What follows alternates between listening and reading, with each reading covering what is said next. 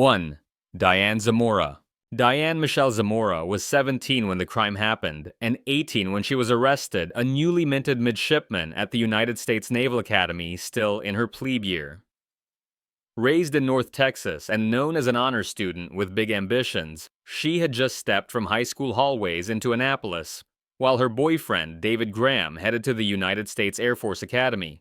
To teachers, neighbors, and peers, they looked like the kind of driven teenagers who collect accolades and march toward bright futures. That wholesome image made what came next feel even more staggering. Investigators would later describe powerful emotional currents inside that relationship, jealousy, possessiveness, and the pressure the young couple put on themselves to be exceptional. Prosecutors said a confession by Graham about a brief encounter with another girl lit the fuse. Friends and witnesses recalled talk of proving love, and testimony at trial portrayed Zamora as consumed by a need to reclaim loyalty and honor. However one interprets the relationship dynamics, the result was deadly.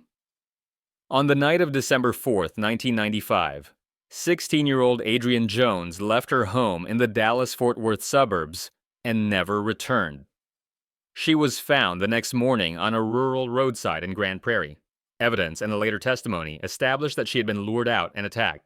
A handgun and a blunt object figured in the killing. The method was simple, cruel, and final. Adrienne was a well-liked high school athlete who knew Graham from cross-country circles. She did not know that a teenage love triangle was about to end her life. For months, the case simmered with few answers. Then, far from Texas, a break came at the Naval Academy in Annapolis when Zamora talked about the killing in front of her roommates. Those midshipmen notified authorities, and on September 6, 1996, Texas police arrested Zamora and Graham. The investigation remained a civilian matter, no court-martial, because the crime occurred off-base and prior to their service academy enrollment. The case rapidly shifted from rumor to hard reality as detectives retraced phone calls, movements, and statements that tied the couple to Adrienne's final hours. In February 1998, a Texas jury in Fort Worth found Zamora guilty of capital murder. At the request of Adrienne's parents, prosecutors did not seek the death penalty. Under Texas law, the sentence for capital murder without death is life in prison, with a minimum of 40 years before parole eligibility. Zamora entered the custody of the Texas Department of Criminal Justice, where she remains today. Over the years, she has pursued appeals, including a 2018 petition to the United States Fifth Circuit, which was rejected, leaving her life sentence intact. Graham tried separately, was also convicted and given life. The public reaction was intense. The story of two high-achieving Service Academy students implicated in a teenager's killing drew national coverage books and a television movie. At trial, reporters chronicled the stark contrast between the candidates' polished resumes and the acts the jury concluded they committed. For classmates and fellow cadets, the arrests were a shock. For the Jones family, the courtroom was a place to insist on accountability without spectacle. Their request to forego the death penalty underscored the gravity of the crime and their desire to avoid another life lost in its wake. What then explains the choice to kill? The record points to jealousy and a brittle all-or-nothing view of loyalty. Prosecutors framed the motive as possessiveness and rage. Friends described a relationship that fed on pressure and grand promises. Some later commentary has even questioned parts of the backstory, whether the supposed encounter that sparked it all happened as described. But those debates do not alter the core facts. A jury weighed the planning, the luring, and the lethal follow-through. Whatever insecurities or adolescent storms were raging, they became a pretext for an unforgivable act. Today, Diane Zamora remains incarcerated under a life sentence imposed by a Texas state court, with no possibility of parole until decades of punishment are served. The case endures as a cautionary tale. Ambition and uniforms do not confer virtue, and honor, twisted into control, becomes a weapon. Adrienne Jones was a daughter, a student, an athlete, whose future was stolen. No psychological framing diminishes the responsibility held by the person the jury found culpable. Justice in this case is measured not in headlines, but in enduring accountability and in the solemn memory of a life that should have been allowed to unfold. 2. Julie Power Shenker. Julie Power Shenker was 50 years old when the killings occurred, and in her early 50s when she was arrested, an Army veteran and former military linguist married to a career officer.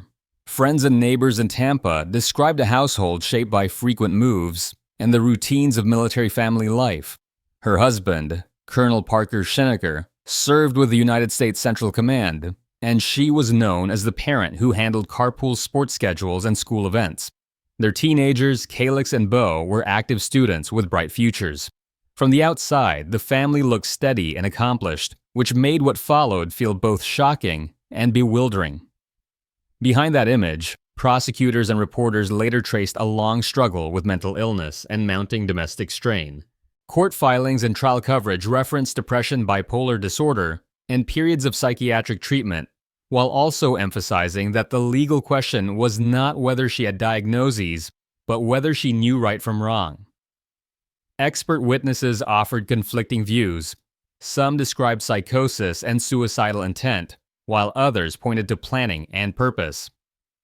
The portrait that emerged was of a woman in crisis whose private instability began to eclipse the disciplined exterior she maintained as a military spouse and former linguist. On a January morning in Tampa in the year 2011, with her husband deployed overseas, Shenker used a .38 caliber revolver she had recently purchased to kill her 2 children inside and around the family home.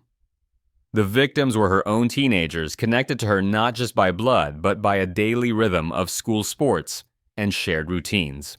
Prosecutors argued that anger at her husband and frustration with parenting conflicts simmered into a calculated plan. Investigators later highlighted writings and statements that suggested she had thought about the act and carried it out in a deliberate manner. The method was simple and devastating. There is no need to dwell on the mechanics to understand the harm. The investigation unfolded quickly. A concerned family member contacted authorities. Officers arrived for a welfare check, and the scene left first responders calling in stress counselors. Tampa police gathered the weapon digital records and handwritten notes, while the wider context, her husband's deployment and her mental health history, was documented but handled separately from the central criminal inquiry. From the beginning, the case remained in civilian hands. There was no court-martial because the crimes occurred off-base, and she was not on active duty. Within weeks, a grand jury returned indictments for first-degree murder, setting the stage for a high-profile trial watched around the country. In the spring of 2014, after a trial that aired competing narratives of madness versus intent, a Hillsborough County jury rejected the insanity defense. Deliberations lasted less than 2 hours. The judge imposed 2 life sentences without the possibility of parole. At sentencing, Shenker gave a brief statement accepting responsibility and apologizing, words that did nothing to temper the felony convictions or the terms imposed. Reporters noted subdued reactions from the courtroom, and a public conversation focused on accountability, the limits of an insanity plea, and the extraordinary breach of a parent's duty. The media response was intense, but in Tampa, the most enduring reaction came from schools' neighbors and soldiers who knew the family. Students held vigils and memorial events for Calix and Bo. Parker Shenker spoke publicly about honoring his children, and in the years since has advocated for youth and community causes in their names. The military community, accustomed to hardship and separation, processed a different kind of loss, one that did not stem from combat, but from a crime inside a military family. Psychologically, prosecutors framed motive around anger and control with marital tensions and resentment building during deployment. Defense experts described a collapse into delusion and despair. The jury's verdict tells us what mattered most in law evidence: that she planned, obtained a firearm after a waiting period, and then acted. Whatever diagnoses appear in her medical records, they do not erase intent. In later years, Shenker sought a new trial, arguing ineffective assistance of counsel. Florida courts declined, leaving her life sentences intact and her imprisonment in the state system ongoing. This story demands a clear moral conclusion. Julie Shenker chose to end the lives of 2 children who trusted her. The court's judgment, 2 life terms without parole, reflects the gravity of that choice and the lasting harm it inflicted on victims' family classmates, and the reputation of a military community that prizes duty and care. Mental health discussions can help explain context, but they do not reduce culpability. Justice here is measured in firm accountability and in the solemn commitment to remember Calix and Bo for their lives, not their deaths, and to guard against the warning signs that were missed or ignored. 3. Camilla McKenna Hassel.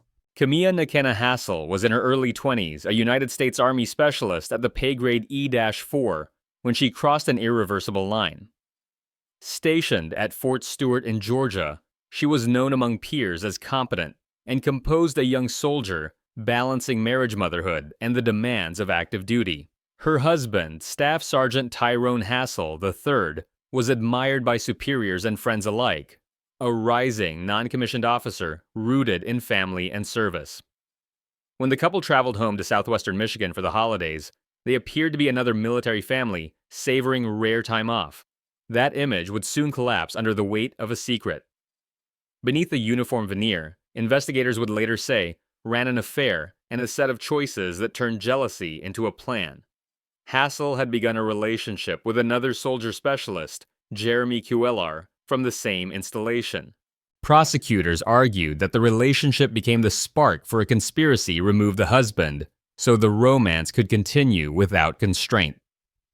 Messages and coordination between the two, according to court records and trial reporting, mapped out surveillance opportunity and a method that required patience and nerve. What might have begun as infatuation hardened into intent. On the night of December 31, 2018, in St. Joseph Township, Michigan, Staff Sergeant Hassel stepped outside a family home during the holiday gathering. He was ambushed and shot in a swift attack that left neighbors stunned and relatives racing to help. There's no need to linger on the mechanics to understand the devastation. The method was calculated and final. The victim was not a stranger but Hassel's husband, a man connected to her both personally and professionally, and the setting was a place meant for rest and celebration. The shock rippled quickly from a quiet street in Michigan back to the formation at Fort Stewart. Detectives from local agencies took the lead with military authorities providing background and support as needed. Tips, digital traces, and interviews began to align. Within weeks, the narrative of a random attack gave way to a triangle of soldiers and a plot that prosecutors would later outline in court. A key breakthrough came from communications and admissions that placed the conspirators at the center of planning and execution. The investigation remained a civilian matter. The homicide occurred off base, and the state of Michigan would prosecute. In midsummer of the following year, a Berrien County jury found Camilla Hassel guilty of first-degree premeditated murder and related charges.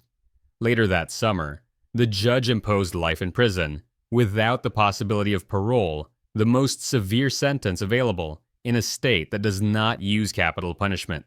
Her lover, Jeremy Cuellar, pleaded guilty to second-degree murder and received a minimum term measured in several decades, a sentence structured to keep him incarcerated well into old age. The courtroom scenes were sober, with the victim's parents speaking of a son cut down and a family altered forever. Appeals followed. Hassel argued, among other points, that statements she made should have been suppressed and that her trial counsel failed to pursue alternative defenses. The Michigan Court of Appeals reviewed the record and upheld the conviction, leaving her life without parole term intact. Subsequent requests for relief did not change that outcome. As of the present day, she remains incarcerated in the state prison system, serving a sentence that offers no path to release. Public reaction mixed shock with grief. Fort Stewart held a memorial for Staff Sergeant Hassel, where soldiers and leaders honored his service and steadiness.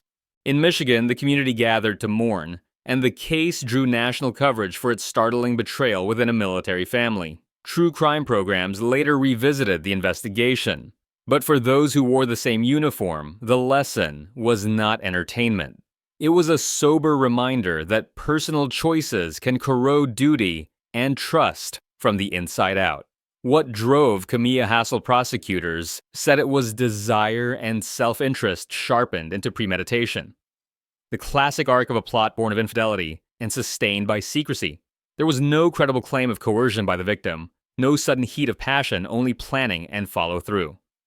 Whatever emotions or rationalizations animated the affair, they do not soften the facts. She prioritized a forbidden relationship over her husband's life and her child's future. That calculation, so cold, patient, and deliberate, defined the jury's verdict and the judge's sentence. The closing truth is clear. Camilla Hassel orchestrated the killing of a fellow soldier who trusted her as a spouse and partner. The court's sentence of life without parole reflects the gravity of that betrayal and the harm it inflicted on a family, a unit, and the broader reputation of the United States Army. Psychological tensions and romantic obsession may explain the path. They never excuse it.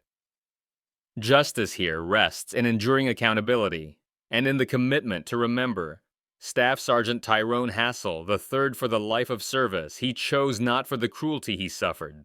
4. Rita Phyllis Mays.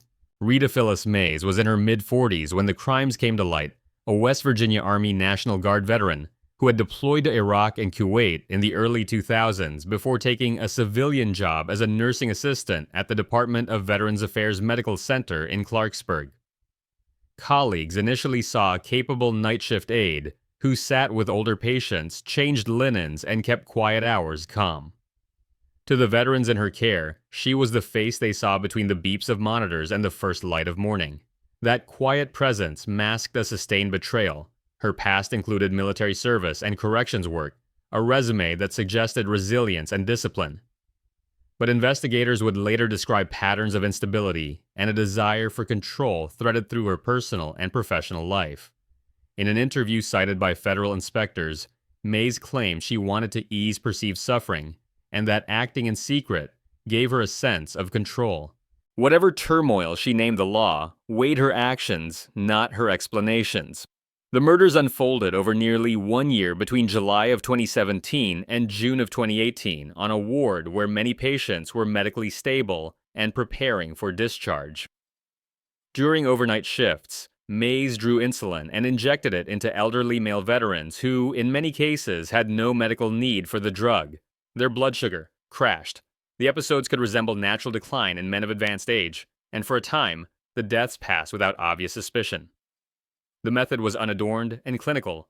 No raised voices, no struggle in the halls, just a pattern of sudden hypoglycemia that did not fit the charts. What changed the course of the case was vigilance. Staff noticed a troubling cluster of low-sugar emergencies. The VA Office of Inspector General brought in the Federal Bureau of Investigation, and a joint team began the slow, careful work interviews, medical reviews, and exhumations authorized by families who wanted the truth. One consistency stood out. Mays was on duty at each relevant time. Nursing assistants at the hospital were not authorized to give medication, yet evidence showed she accessed insulin and was alone with patients. Within days of the inquiry, she was removed from patient contact, and the stream of unexplained events stopped. Arrest and prosecution moved through federal court, not the military system, because the crimes occurred in a civilian hospital. In mid-July of 2020, Mays pleaded guilty to 7 counts of second-degree murder and 1 count of assault with intent to commit murder for an additional victim who endured a hypoglycemic crisis. The plea waived a trial and acknowledged the essential fact she administered insulin with intent to kill. In May of 2021, federal judge imposed 7 consecutive life sentences, 1 for each murdered veteran, plus an additional term measured in decades for the assault. He addressed Mays in open court, calling her in essence the kind of predator who hides in plain sight. Families spoke of fathers and grandfathers taken from them inside a facility that should have offered healing. The U.S. Attorney's Office emphasized that she would spend every remaining minute where she belonged in prison. Public reaction was grief first, outrage next. The VA's Inspector General released a blistering report the same day as sentencing detailing cascading failures in hiring oversight and medication security that allowed a nursing assistant access she should never have had. The agency pledged reforms, and investigators pointed to new safeguards meant to prevent similar tragedies. But reforms, while necessary, could not restore the lives already lost. As for Mays's profile and motive, experts and agents returned to the same stark conclusion: there was no credible external pressure that compelled her. She sought control in a place of trust, and she exercised it on those least able to defend themselves. Defense submissions referenced trauma and mental health struggles, but the record showed planning, concealment, and repetition. The plea and the sentence reflected accountability, not ambiguity. Today, Rita Mays is held in federal custody, assigned to the Federal Correctional Institution in Aliceville, Alabama, after her transfer from West Virginia. The consecutive life terms and the additional sentence mean there is no prospect of parole or release. The case remains a touchstone in veteran communities and among healthcare workers, a reminder that vigilance must never soften, and that trust once broken can fracture an institution's bond with those it serves. There is only one appropriate closing note. Mays preyed on veterans who had already served their countrymen, who had earned rest and respect. She used a caregiver's access to end their lives in secret. That is not complexity. That is cruelty. The court's judgment, multiple life sentences stacked one after another, matches the weight of her crimes and the measure of loss felt by families, clinicians, and fellow service members. Psychological explanations do not excuse what she chose to do. Justice here is the certainty that she will never walk free, and the enduring promise to honor the veterans she targeted by protecting those who come after them.